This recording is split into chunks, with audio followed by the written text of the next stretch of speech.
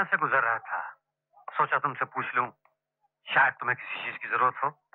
आज के दौर में जब लोगों के दिलों से इंसानियत उठती जा रही है, आपने मेरा इतना ख्याल किया, यहाँ आने का कष्ट किया। अरे भाई, तुम हमारी स्कूल की टीचर हो, यहाँ नई हो, तुम्हारा ख्याल रखना हमारा फर्ज है। वाह, कितने पवित्र विचार, सफेदी की झनकार। सर, आपको तो चाय पीकर ही जाना पड़ेगा। नहीं, ये चाय बाय की फॉर्मेलिटी छोड़ो। ओह। अच्छा ठीक है, लेकिन जल्दी करो। अब बैठे तो सर, मैं यूं गई और यूं आई। बैठे। अच्छा।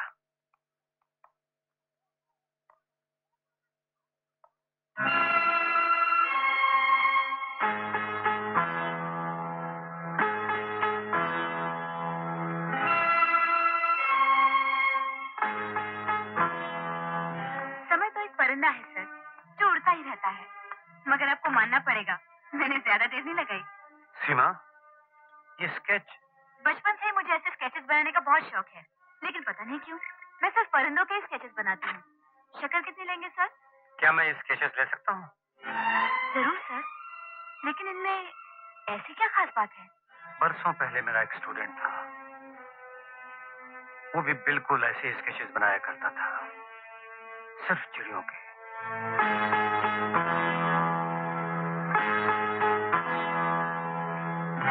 आप ठीक कह रहे हैं, बिल्कुल वैसे ही स्केचेस हैं जैसे रवि बनाता था। और कमाल ये है कि सीमा कह रही थी कि वो भी सिर्फ चिड़ियों के ही स्केचेस बनाती है। अजीब इत्तेफाक है। मैडम, मैंने तो उस इंटरव्यू के दिन, क्या नाम है उसका, उसके खिलाफ ही बोला था। मगर एक बात तो है, चेहरे से वो लड़की किसी अच्छे घराने की लगती है। किसी दिन यहाँ उसे ले आइएगा।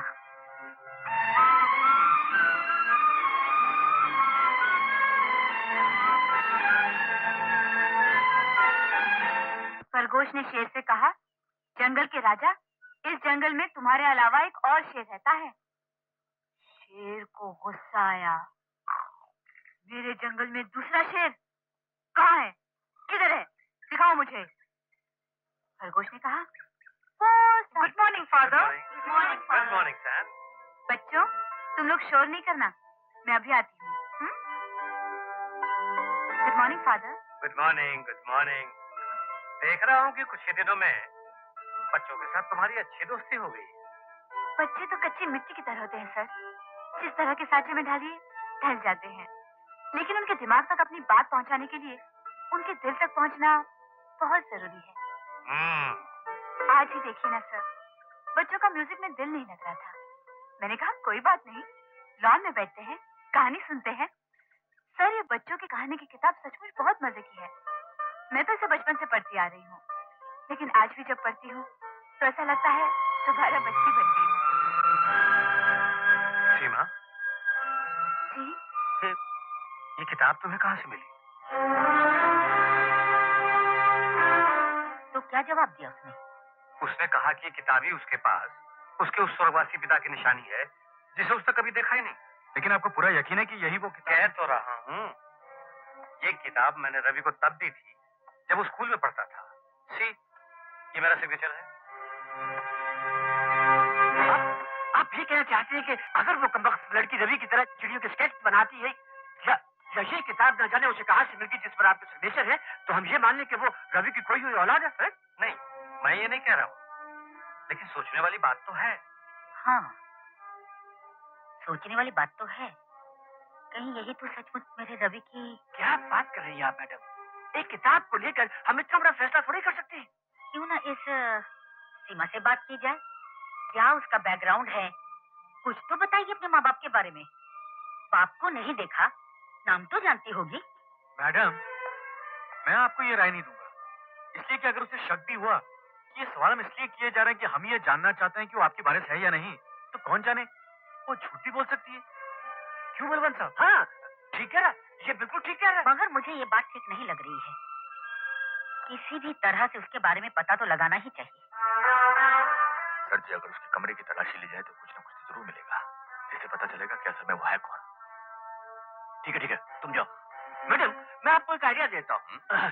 क्यों ना हम जाकर उसकी गैर मौजूदगी में उसका जो भी सामान उसकी तलाशी ले, कुछ ना कुछ तो मिलेगा जिससे ये पता चलेगा कि आखिर वो लड़की है कौन। नहीं, ऐसा नहीं करना चाहिए, ये अच्छी बात नहीं होगी। प्रिंसिपल साहब, हम आपकी बात समझ रहे हैं, लेकिन अगर दिल में शक हो ही गया कि कहीं वो लड़की मैडम की पोती, मैडम की वारिस तो नहीं, मैं समझता हूँ हम गलती समझ रहे हैं, लेकिन इस शक को मिटाना तो पड़ेगा ही ना। हाँ, और ये शक मिटेगा, जरूर मिटेगा। मैडम, अब आप ये सब कुछ मुझ पर छोड़ दीजिए। चलो, तुम मेरे साथ चलो। प्रिंसिपल साहब, क्या ये हो सकता है कि ये सचमुच मेरे रवि की बेटी हो?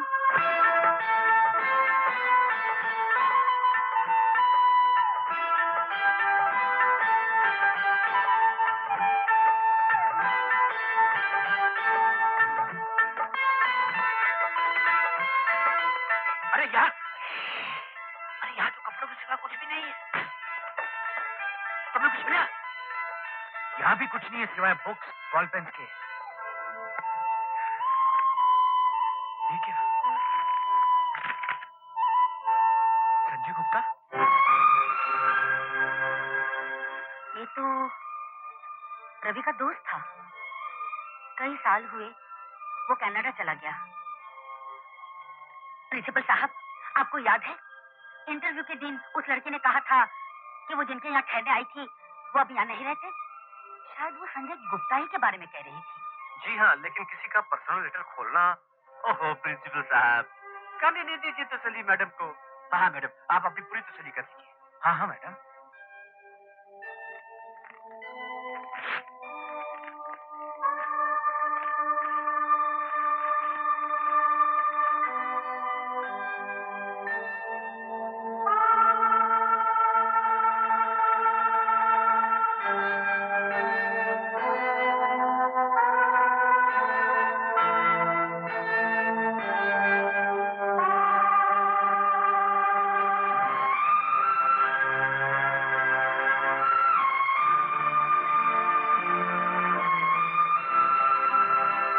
क्या हुआ मैडम, क्या बात है? क्या लिखा है प्रिंसिपल साहब? ओह माय गॉड, ये सब क्या है? दीजिए मुझे। संजय भैया, जब तुम्हें ये खत मिलेगा मैं इस दुनिया में नहीं रहूंगी। मेरे बाद सीमा इस दुनिया में अकेली हो जाएगी, इसलिए तुम्हारे पास भेज रही हूँ। तुम्हारे सबसे बेहतरीन दोस्त रवि की आखिरी निशानी, इसका ख्याल रखना। बदनसीब कामिनी। बलवंत साहब, ये तो सचमुच नहीं। नहीं नहीं, ये नहीं हो सकता, ये नहीं हो सकता। क्या नहीं हो सकता? ये तो हो गया। रवि, कामिनी, सीमा उन्हीं की बेटी है। लेकिन लेकिन बलवंत, क्या बात है? तुम्हें खुशी नहीं हो रही है? मेरे बेटे की खोई हुई औलाद मिल गई। ये बात नहीं है मैडम।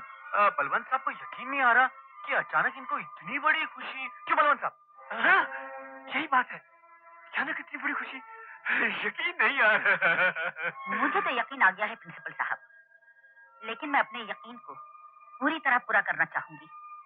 सीमा को यहाँ बुलाइए।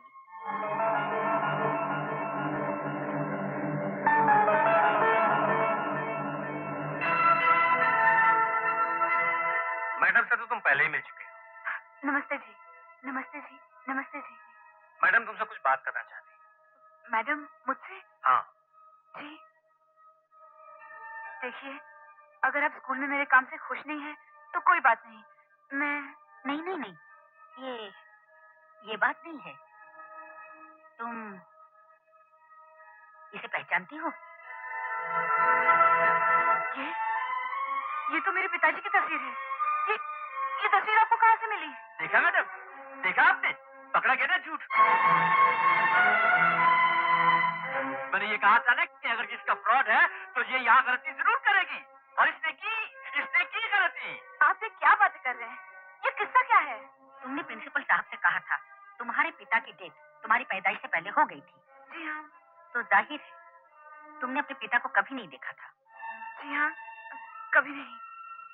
लेकिन तो फिर तुम कैसे कह सकती हो कि ये तुम्हारे पिता की तस्वीर है? Good point, very good point. Father, मुझसे सारे सवाल क्यों किए जा रहे हैं? ये हम बाद में बताएंगे तुम्हें। पहले ये बताओ, जिस बाप को तुमने देखा नहीं था उसकी तस्वीर कैसे पहचान ली? हाँ सीमा, बोलो कैसे?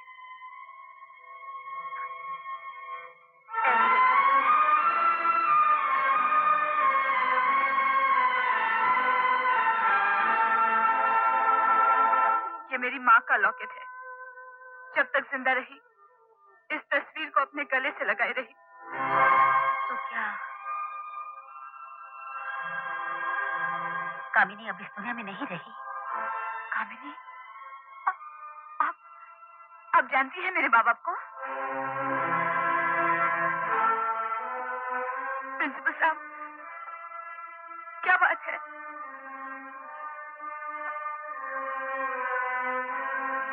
तुम्हारा नाम सीमा है ना? जी। सीमा, ये तुम्हारी दादी है।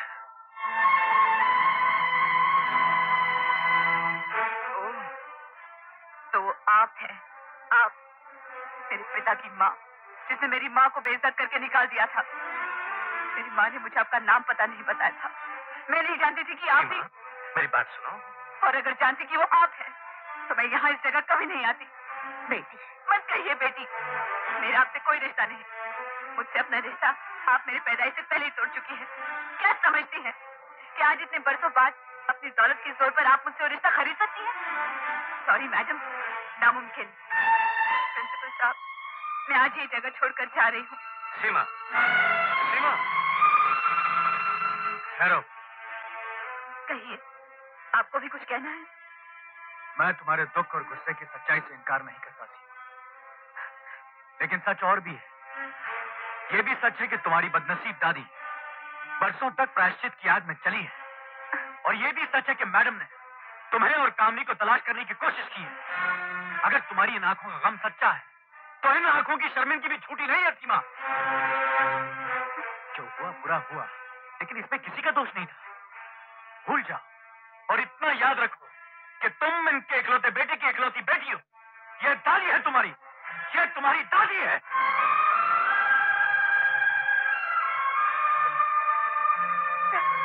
दादी माँ, दादी माँ, दादी माँ, दादी माँ, मेरी बच्ची, दादी माँ, दादी माँ, दादी माँ, दादी माँ, शादी मुबारक हो। आपके खोए हुए भतीजे को। रो मत मेरी बच्ची, अब तो खुशी के दिन आए हैं, जश्न मनाने के दिन आए हैं। बलवंत, शहर के सारे इज्जतदारों को खबर कर दो, हम उन्हें इस जश्न में बुलाना चाहते हैं।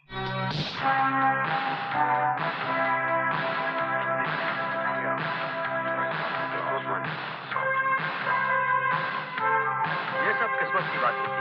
मैडम को अपनी पोती इतने वर्षों नहीं मिलनी थी, और जब किस्मत ने चाहा तो मिला दिया। किस्मत के अलावा फादर का बहुत बड़ा हाथ है इसमें। सबसे पहले इन्हें ख्याल आया, अगर ये ना होते तो इंसान क्या करेगा जब तक उसकी मर्जी ना हो। ये तो है। हुजूर, जरा संभल के, कहीं दारू के साथ साथ गिलास न चबा जाएगा। Ladies and gentleman, madam Sulakshana Devi and her granddaughter Seema देवी।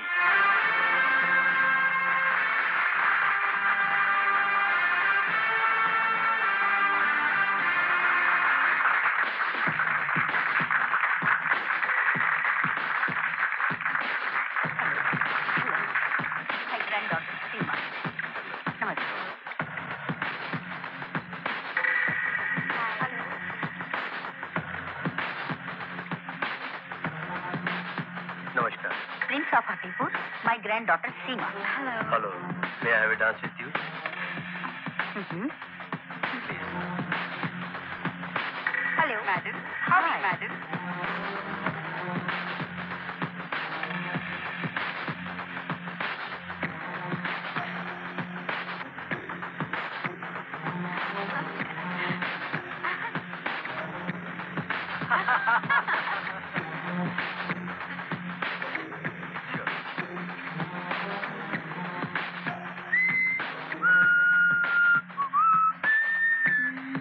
क्या बात है? सब ठीक तो है ना? हाँ हाँ, सब ठीक है। कौन है वो हाथीपुर स्टेट का प्रिंस है। होगा वो प्रिंस हाथीपुर हो या प्रिंस ऊंटपुर, मगर तुम्हें इस तरह चीप डांस नहीं करना चाहिए था। चीप? क्या किया है मैंने? क्या किया है मैंने? उस आदमी के साथ कैसे डांस कर रही थी? हंस रही थी। लोग देखें तो क्या सोचेंगे? खैर, मुझे क्या?